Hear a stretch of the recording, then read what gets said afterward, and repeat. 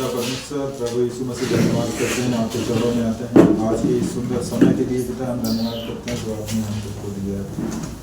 धन्यवाद करते हैं पिता परमेश्वर, आज इस नई ऑफिस के लिए पिता परमेश्वर, तेरी अनुग्रह तेरी दया है पिता परमेश्वर।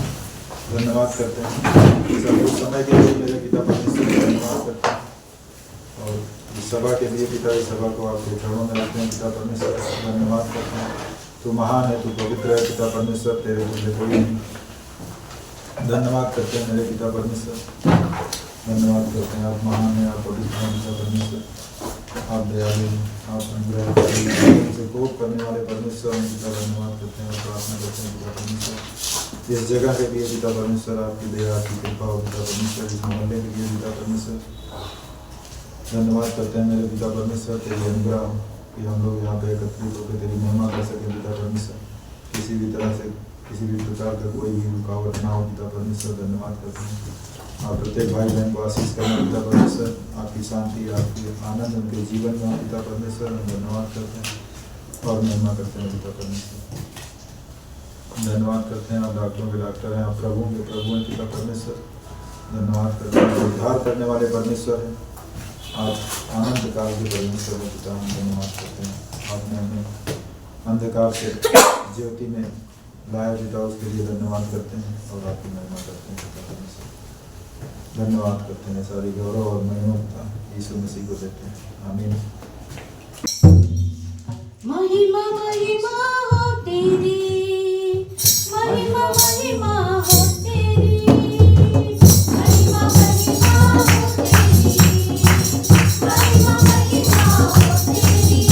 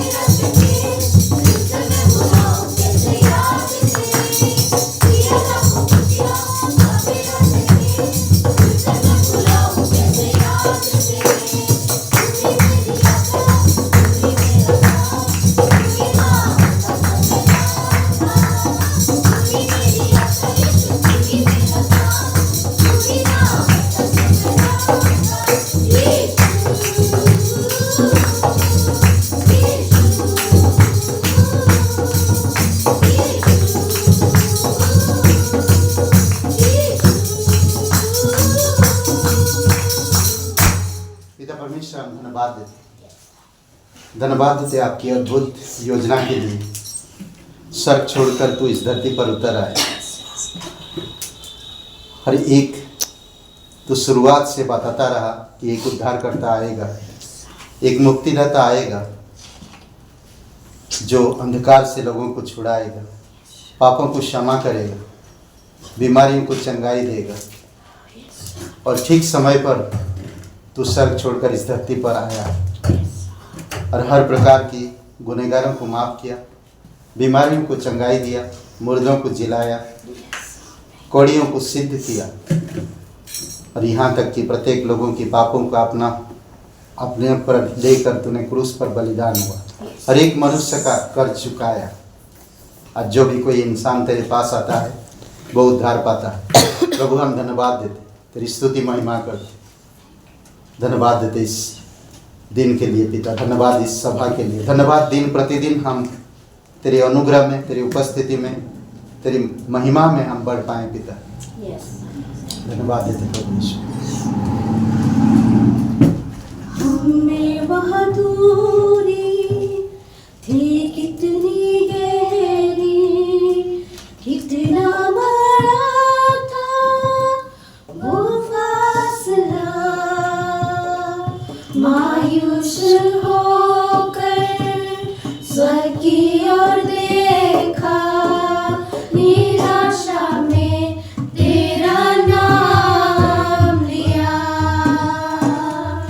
अंधार हटाकर तेरी मोहब्बत से मेरा दिल तूने भर दिया, पूरा हुआ सब लिखा गया, यीशु मसीह तू है आशा मेरी।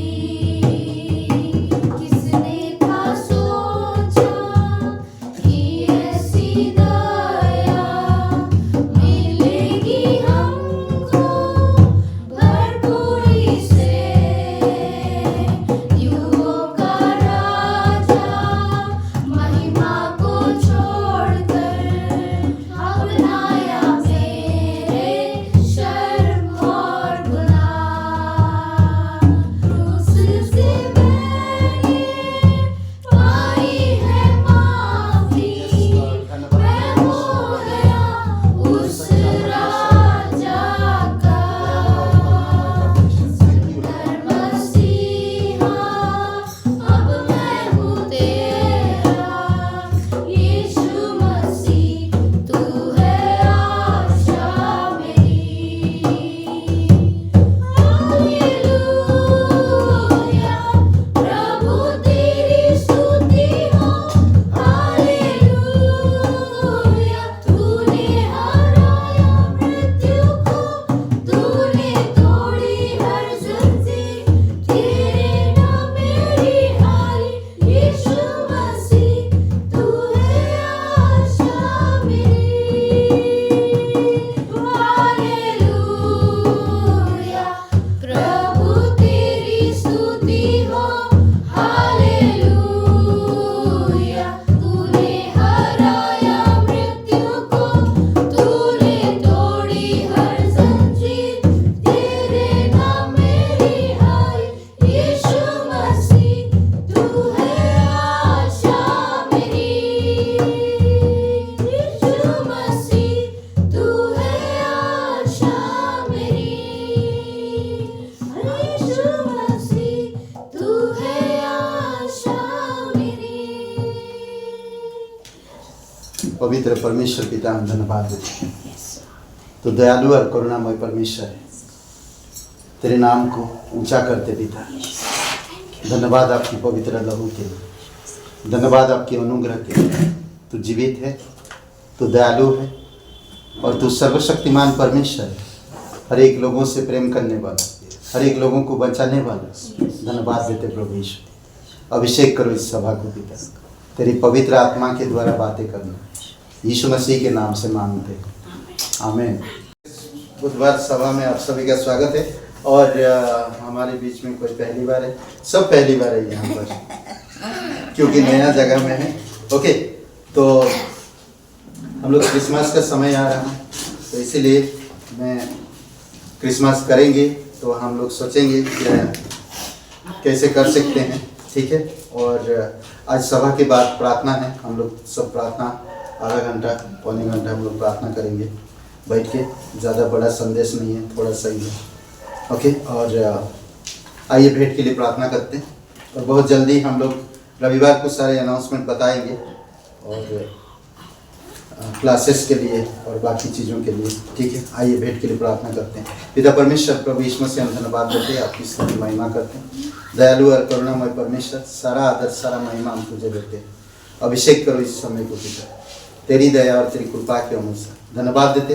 तो हर एक मनुष्य को बचाने के लिए अपने आप को दे दिया पिता, हम धन्यवाद देते हैं। तेरी उपस्थिति में भरपूरी है, आनंद की भरपूरी, आशीष की भरपूरी और हर चीज़ की भरपूरी है, जब हम समझ सके और तेरी अनुग्रह में बढ़ सके। धन्यवाद देते हैं आपकी अद्भुत योजना के लिए, यीशु मसीह के नाम से मांगते हैं, आमीन।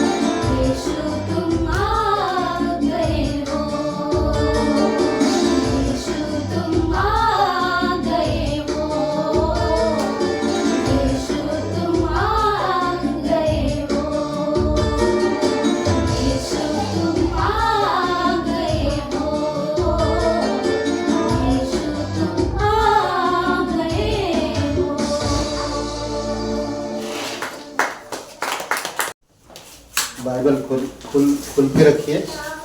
वचन पढ़ने के लिए मैं बोलूँगा। आज जो हम लोग बात करेंगे और वो है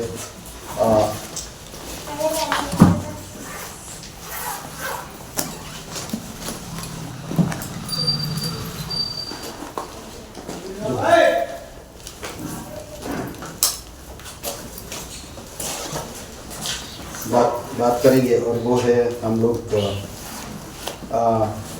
परमेश्वर की उपस्थिति में खड़े होना। किसकी? परमेश्वर की उपस्थिति में खड़े होना। कितना टाइम हो रहा है? 7:35। ओके, तो आइए प्रार्थना करते हैं।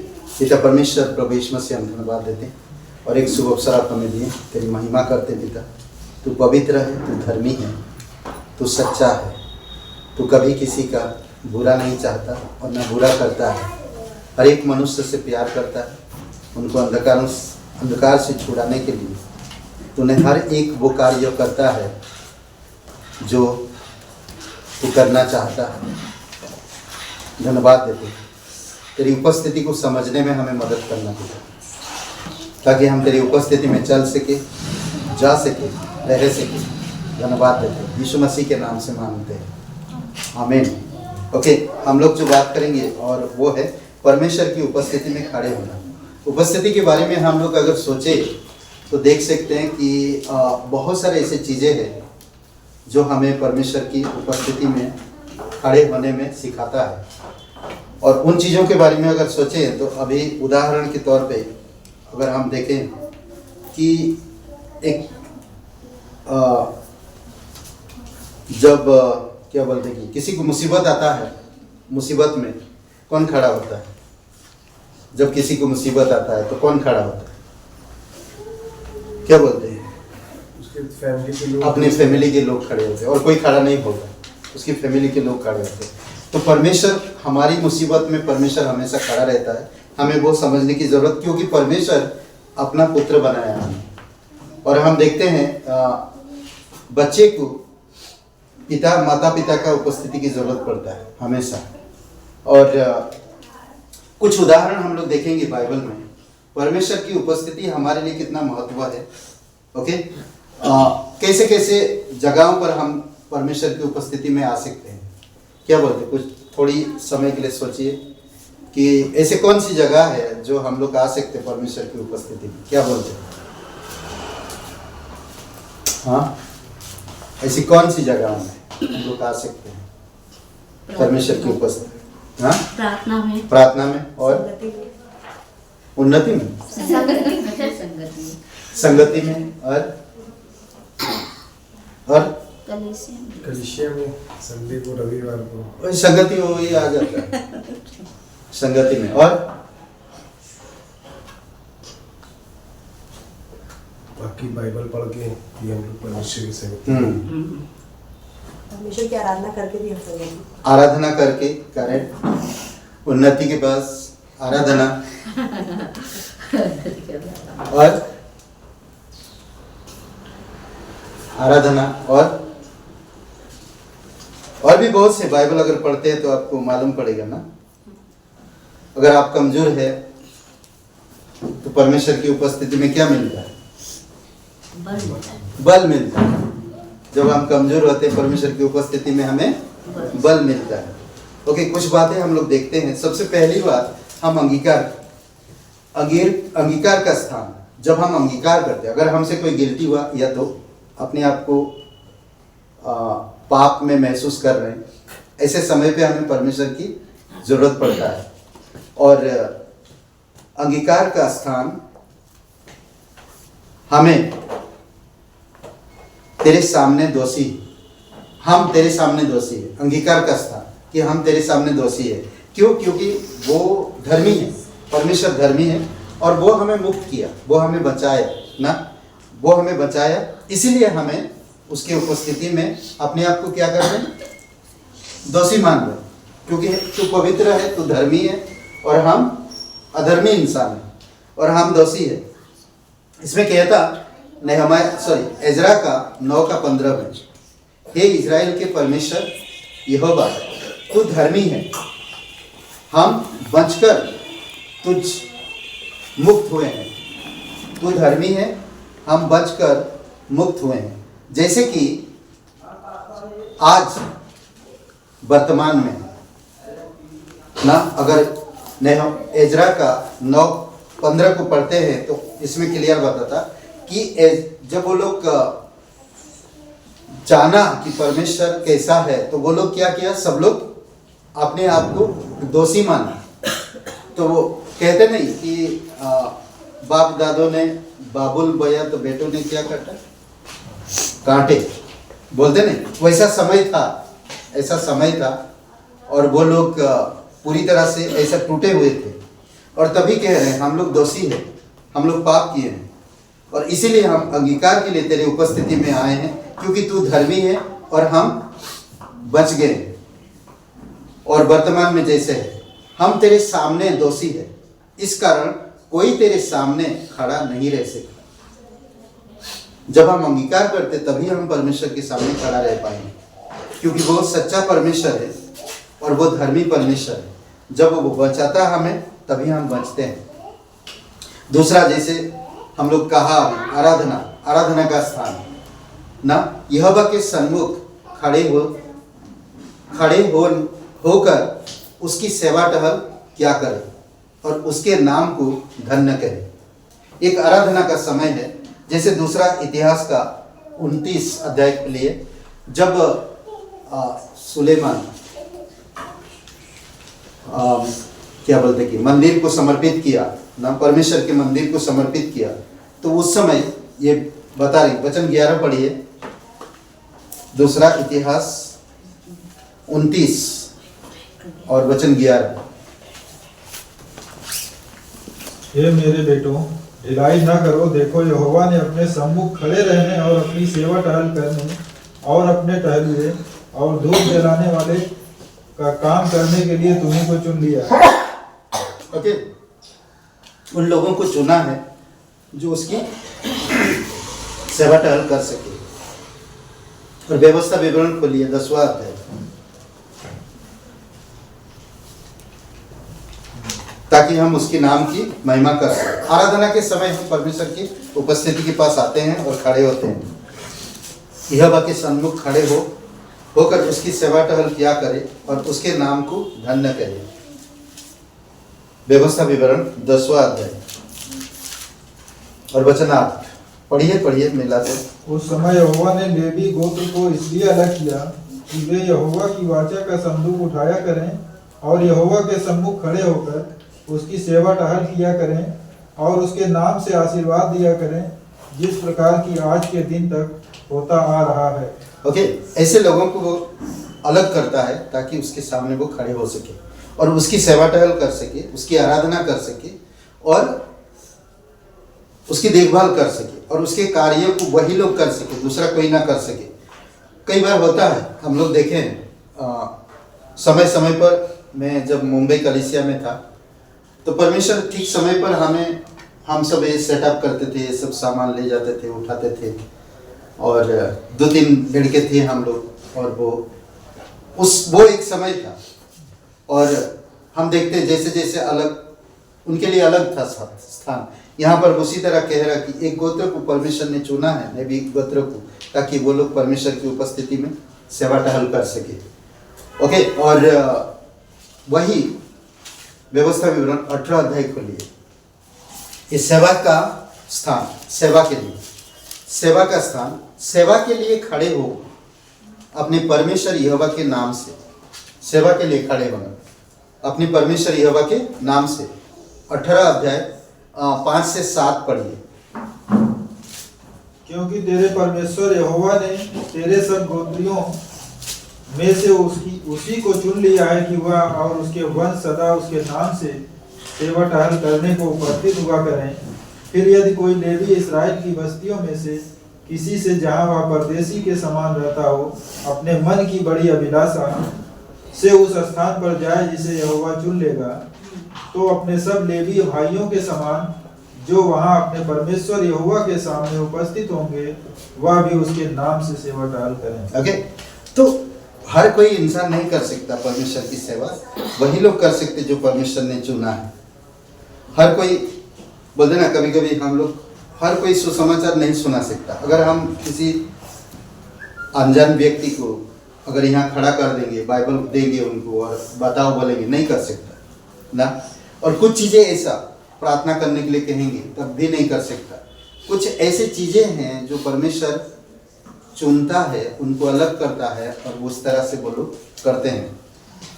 और हम देख सकते हैं अलग अलग समय पर परमेश्वर अलग अलग चीज़ों में बातें की। जैसे कि चेले लोगों को कहा कि जाओ तुम दुष्ट आत्मा को निकालो, पर वो नहीं निकाल पाए।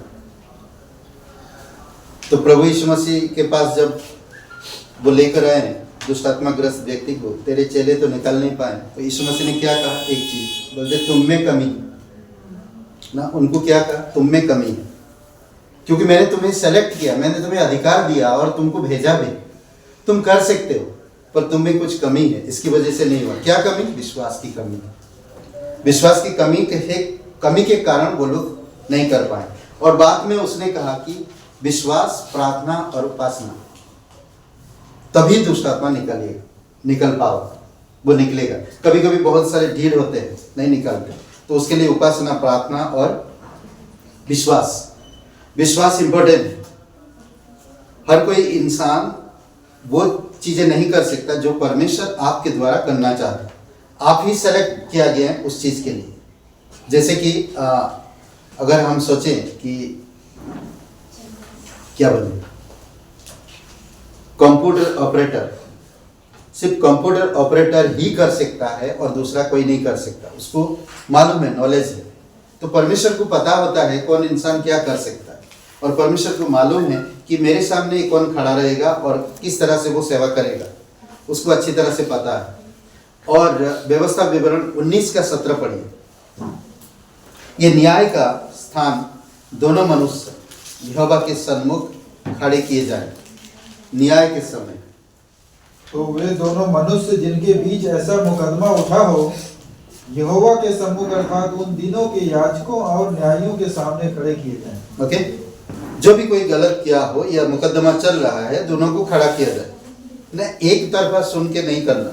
और वही इंसान कर सकता है जो परमेश्वर के सामने खड़ा होता है ना। अभी हम कई बार इसीलिए कुरिन्थियों की कलीसिया को पौलुस कहता है कि तुम आपस में मुकदमा लड़ते हो, भाई एक दूसरे को आपस में लड़ते हो, और तुम अविश्वासी के पास क्या बोलते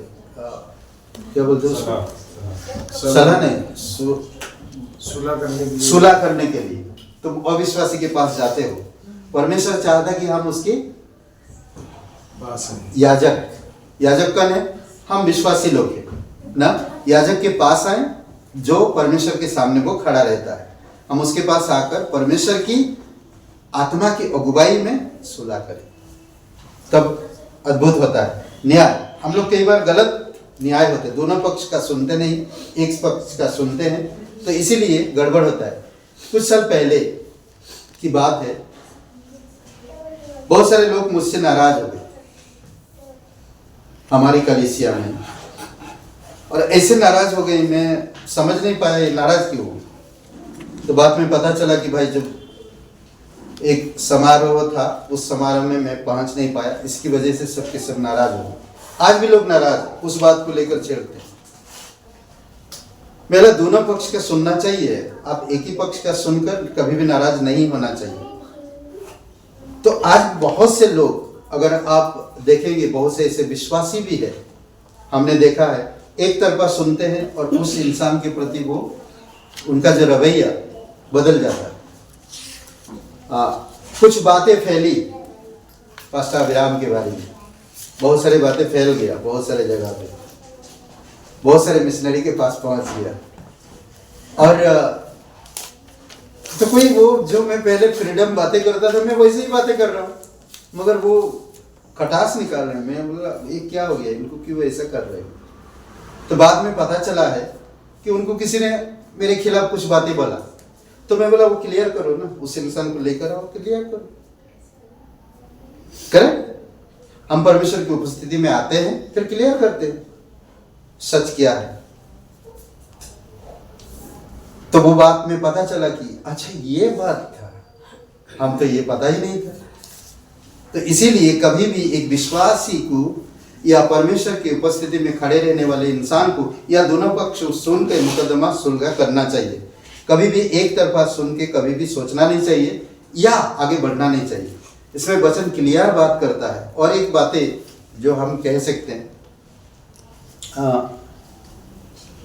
एक दूसरे के प्रति बैर ना रखना ना, परमेश्वर कभी नहीं चाहता कि हम एक दूसरे के प्रति बैर रखें। अगर हम एक दूसरे के प्रति बैर रखते हैं तो परमेश्वर के सामने हम कभी खड़े नहीं हो पाएंगे। ओके, क्योंकि परमेश्वर कभी किसी का बैरी नहीं है, इंसान खुद बैरी होते हैं।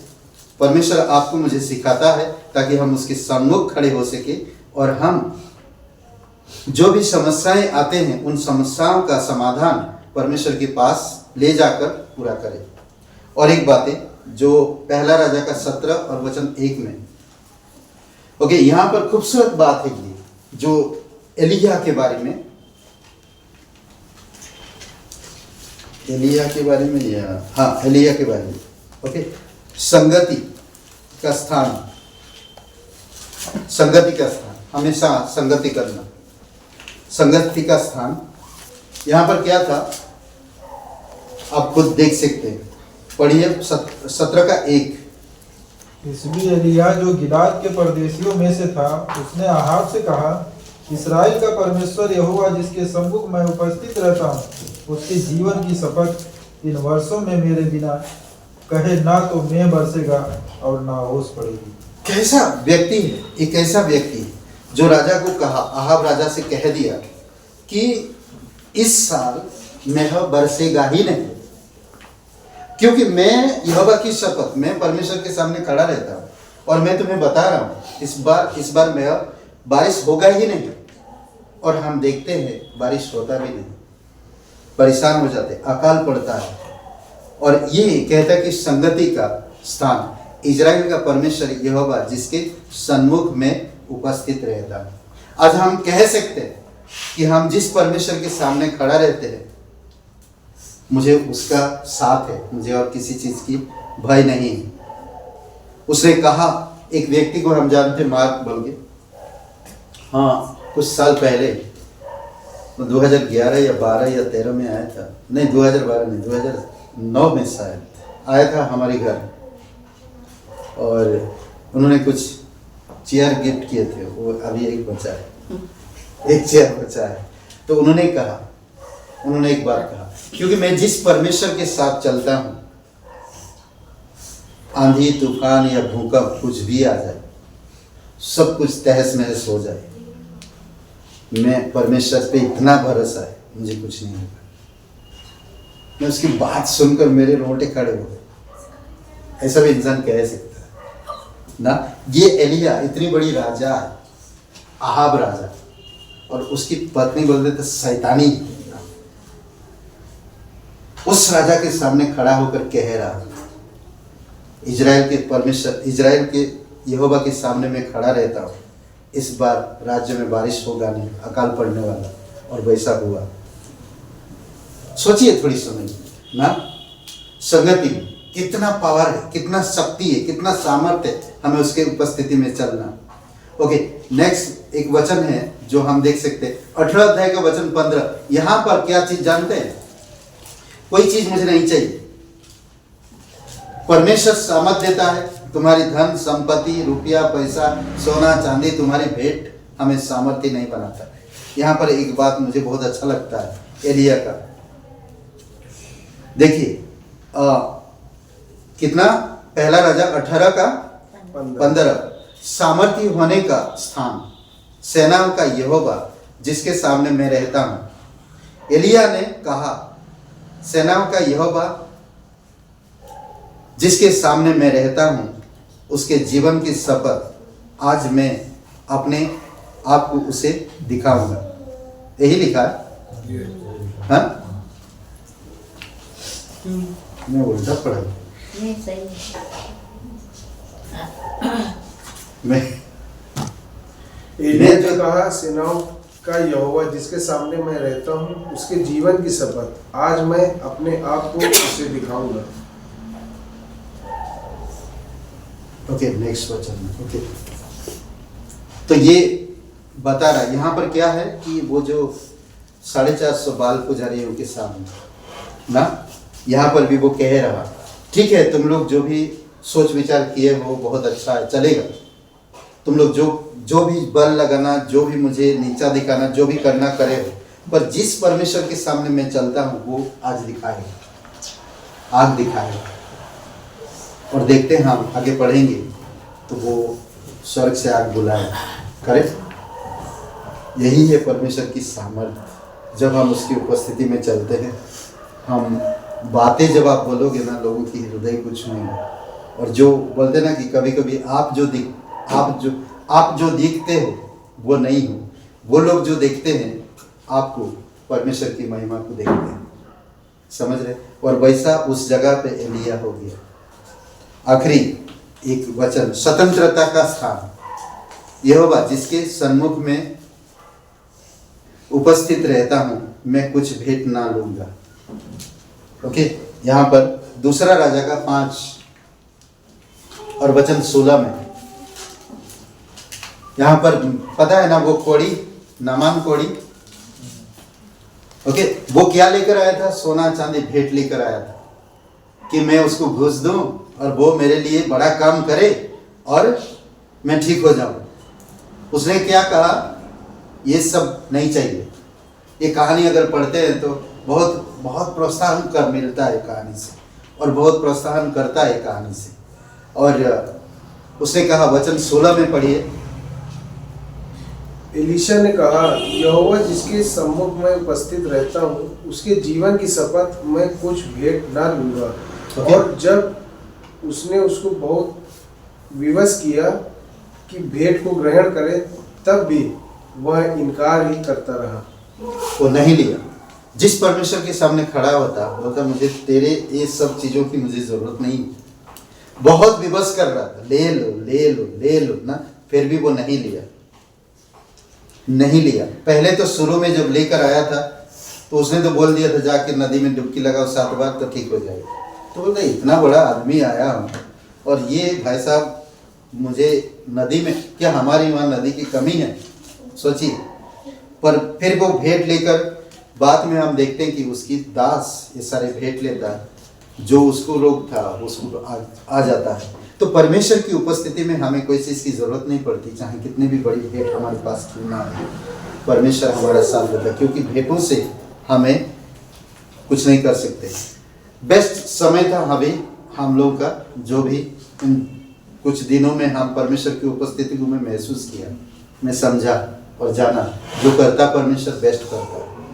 हम सोच नहीं सकते, हम समझ नहीं सकते। कई बार अभी हम लोग का वहाँ से शिफ्ट करना, वहाँ से शिफ्ट करना यहाँ, तो मैं कुछ चीज़ों को सोच रहा था, और परमेश्वर की उपस्थिति हमें बहुत ज़रूरी है, परमेश्वर करता है। आमीन। कुछ चीज़ें हैं, आइए प्रार्थना करते। पिता परमेश्वर, हम धन्यवाद देते, तेरी स्तुति महिमा करते। तो जीवित परमेश्वर है, तेरी करुणा तेरी दया है पिता। तेरी उपस्थिति हमें बल देता है, हमें बचाता है, छुड़ाता है, और हमें सही न्याय करने में, सोच विचार में, बढ़ोतरी में हमें अगुवाई करता है। धन्यवाद देते प्रभु यीशु। हमेशा हम अंगीकार करें तेरे पास, तेरी उपस्थिति में आकर हम कह सकते हैं कि मैं उस परमेश्वर की उपस्थिति में चलता हूँ। ये लोग शपथ खाते थे, हे राजा मैं इजराइल के परमेश्वर के साथ रहता हूँ, और मैं शपथ खाता कि इस वर्ष बरसात नहीं होगा तो नहीं हुआ। धन्यवाद देते प्रभु यीशु।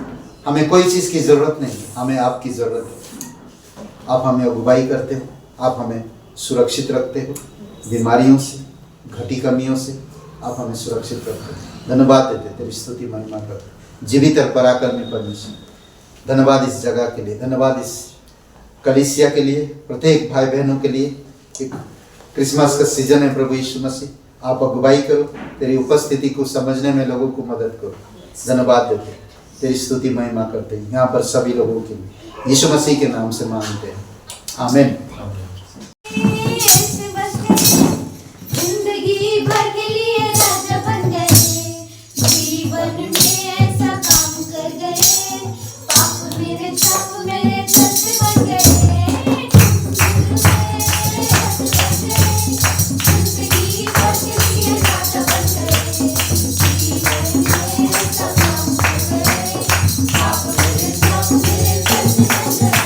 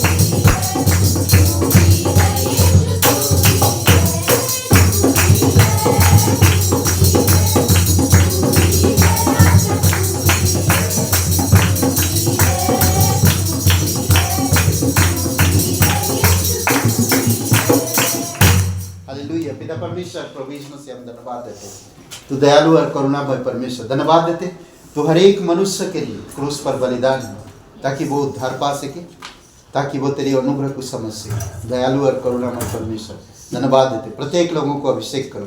तेरे कलीसिया की हर एक भाई बहनों के लिए प्रार्थना करते, बच्चों के लिए जो टेस्ट चल रहा आखिरी बचा एक टेस्ट प्रभु यीशु मसीह में बुद्धि समझ के साथ करने में मदद करना और आगे की तैयारी कर सके। एनुअल की पिता कॉलेज बाकी जो पढ़ रहे हैं बच्चे प्रभु यीशु मसीह उनके लिए प्रार्थना करते, फैमिलीज परिवार के लिए, और कोई अगर घटी कमी है प्रभु आप उनको छूना और उन्हें चंगाई देना पिता। धन्यवाद देते तू सच्चा और जीवित परमेश्वर, तेरी स्तुति महिमा करते यीशु मसीह के नाम से मांगते, आमीन।